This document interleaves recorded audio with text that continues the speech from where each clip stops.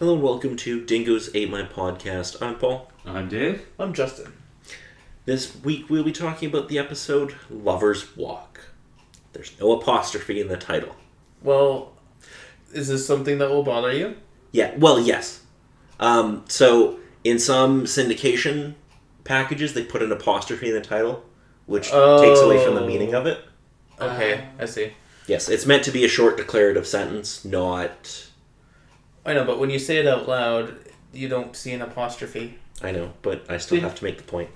Yeah. Fine. I don't care if I'm a dick. It had to be said. You're grammatically minded. Anyway, this episode originally aired November 24th, 1998. In this episode, Buffy's unexpectedly high SAT score makes her start to think about the college opportunities open to her. However, that night, Spike returns to Sunnydale, driving over the sign and falling out of his car trunk. Yeah. It's so good. Spike's back. Spike's back. At school the next day, Giles prepares to leave for a Watcher's retreat, which is for some reason happening in California. You know, because reasons. He warns Buffy about seeing Angel and she promises that nothing will happen between them. Xander tells Willow that he wishes he could just get rid of their mutual attraction. Willow goes to a local magic shop looking for ingredients to an anti-love spell. Spike, who is hiding at the back of the shop, decides that a spell to make Drusilla love him again would be a good idea. He kills the shopkeeper. Because of course he does. Yeah. Well, yeah, he's a vampire. At school, Willow works on her anti-love spell while arguing with Xander. Spike knocks Xander unconscious before taking them both back to the factory to help with his love spell. When Willow tells Spike that she does not have enough ingredients, he goes to collect what she needs. At the library, Buffy is working it when her mom calls to discuss college plans. Buffy hears Spike's voice in the background and immediately runs home, thinking her mom is in danger. Angel sees Joyce and Spike talking in the kitchen and attempts to attack Spike, but cannot enter the house because he is not invited. Joyce, thinking Angel is still evil, backs away while Angel begs her to invite him in. As Buffy arrives, she pins Spike to the table and invites Angel in. And Spike tells them that he has got her friends, and the three of them leave to get the supplies that Willow needs. As Oz and Cordelia are driving to find Giles, Oz's werewolf-enhanced sense of smell catches Willow's scent, and he can tell that she is afraid. This will become important later. Willow and Xander, believing themselves about to die, kiss just as Oz and Cordelia attempt to rescue them. Cordelia is horrified and runs up the stairs, but they collapse, and she is impaled on a piece of rebar. Yeah. As they leave with the supplies, Buffy, Angel, and Spike are attacked by a welcoming committee of vampires sent by the mayor. Spike, exhilarated by the thrill of the fight, realizes that the best way to get Drusilla back is not via a love spell, but to become the demon he once was, whom she loved, which involves kidnapping her and torturing her until she loves him again. Fair enough. I mean, that's legitimately his plan. That's the Spike way of doing things anyways. Yeah. Willow tells Buffy that Cordelia survived the fall but is in the hospital, having lost a lot of blood. When Xander... Okay, pause for a moment. It went from this shot to the cemetery. And the ceremony of somebody and I'm like, passing. oh, and all that. okay, so this is oh, wait, psych. It's a she's gag. not dead. It's a great gag. Because it's I just know, like, right? oh shit, they killed Cordelia. Oh, fuck you.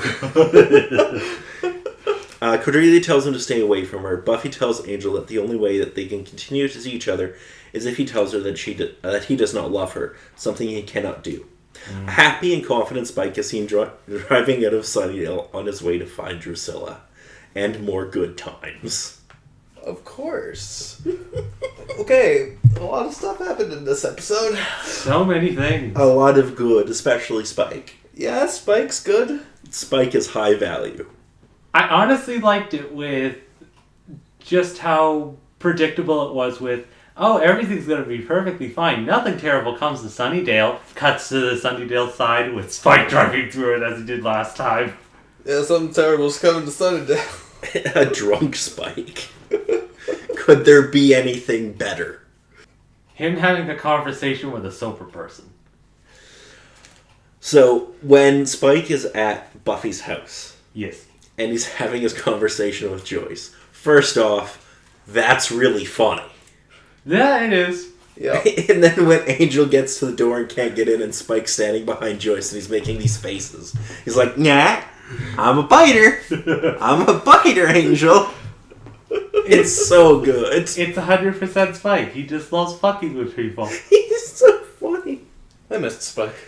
Oh, yeah, I did too. Like, he's so good. he's so good. Kate, did either of you have anything to add? Kind of going on the more opposite end, all the stuff that happened with Willow in this episode. Because firstly, she bombed the SATs. She was so upset. Yeah, she only got 740 on the verbal. It was so sad. Yeah, that's not even close to bombing.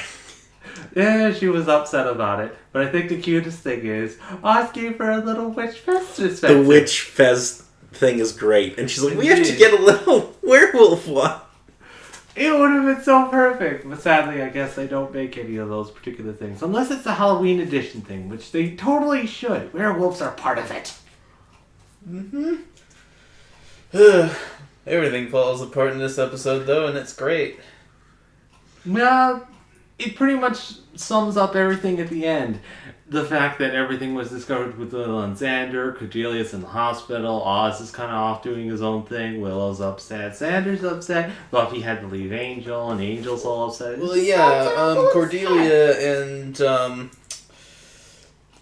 why am I drawing a blank on his name? Xander? Yeah, Xander. No. Cordelia, not Xander, the other guy. Oz? Oz, yeah. Cordelia and Oz walked in on Xander and Willow kissing. Which, I mean, they could have just been, no, it's a love spell. Spike Yeah. wanted a love spell. They could have got out of that. Yeah. But then Cordelia ran away, assuming the worst. Oh, yeah, and then anyways. got impaled. It's Nothing could have been Cordelia. done about that. It's Cordelia. Nothing could have been done about that one. The only fun person out of this episode that came out even the slightest bit happy was Spike, because he realized what he needed to do. I love how it just ended on that. After, like, such sad moments of everyone kind of spending some time alone, all of a sudden Spike's driving down the road, all happy and drunk. He's singing. Singing. It's so good. I'm like, what is this episode? This is ridiculous. My goodness, it has emotional whiplash in all the different sort of Oh, ways, yes, and it it's does. perfect. It is amazing. It's so good. Okay, so international titles. So in French, it translates as frustrated loves. Yeah, that works. In German, love and other troubles. Yeah. And in Brazilian Portuguese, love affairs. Yeah. Nah, they all match, but nah, as it is, English is the best one. Music. We have a couple here. Other than the original score, we have Frank Sinatra's My Way, which is sung by Spike, Yeah, couple of as times. he's wandering around. Yeah, a couple times. Yeah. And he also sings the Vicious White Kids version at the end of the episode. Yeah, gives it a bit more of a happier spin. It's so good, though. Spike walking around depressingly singing My Way is just... Spike having any of those depressing breakdowns of or Drusilla dumping him, just with Joyce or with pretty much anyone who listens, it's just kind of, oh my gosh. This is the bench where I killed a homeless man. He screamed for mercy that only made her bite harder. God. Good times. And Buffy and Angel are just kind of standing off the side like, really? Like, what the fuck? Why are we hanging around with you again? Because he's good. That and our friends will die if he don't know this where he is. I love that. Oh, he's probably just got them tied up at the factory. No. No, that would be dumb. Oh yeah, they're at the factory. You can go down. I love that he gives up every pretense. He's just like, oh yeah, they're at the factory. He's so good. Okay, so a little behind the scenes stuff for this. Immediately after the airing of this episode, they aired an advertisement. for 1-800-COLLECT, which in and of itself is not shocking. But this advertisement was also for a contest. Okay. It was a contest where a fan could win a role in an episode later this season. This fan will appear in the episode The Prom. Okay. So just a little thing to keep in mind. Mostly it's my thought that they're going to make them the supposed prom queen of their sort of thing. And it's like, oh my gosh, it's so great. And then they get attacked by a demon.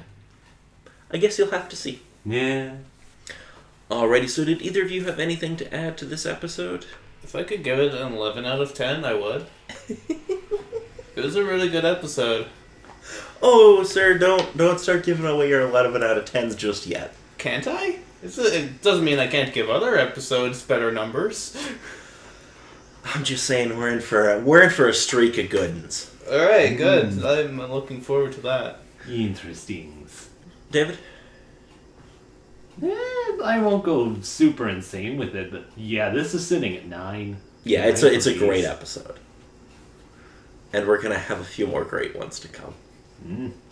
Speaking of the next episode, it's a little episode entitled The Wish.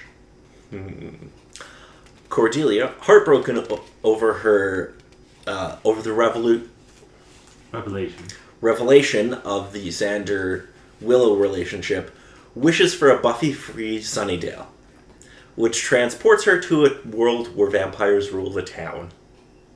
Oh, shoot. We're going to see vampire versions of everyone, pretty much.